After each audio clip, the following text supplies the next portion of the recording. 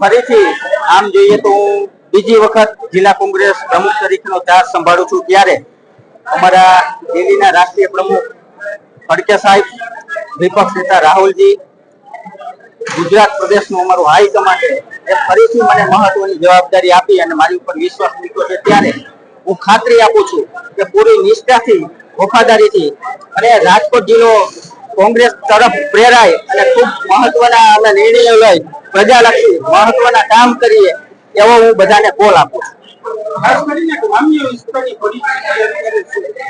ગ્રામ્ય વિસ્તારની પરિસ્થિતિ એટલી બધી નાજુક છે। રોડ રસ્તા જોવો, ખેડૂતોના પ્રશ્ન જોવો, બેરોજગારીના પ્રશ્ન જોવો, મોંઘવારીના પ્રશ્ન જોવો, આ બધા પ્રશ્નના મુદ્દે ભારતીય જનતા પાર્ટીની સરકાર સામે અમે આક્રમકતાથી આંદોલન પણ કરશું અને સવાલો ઉઠાવશું અને લોકોના સુખાકારી માટે જે કંઈ કરવું પડશે એ અમે કરશું। આવનારી દિવસોમાં મારા બે જ એજન્ડા છે।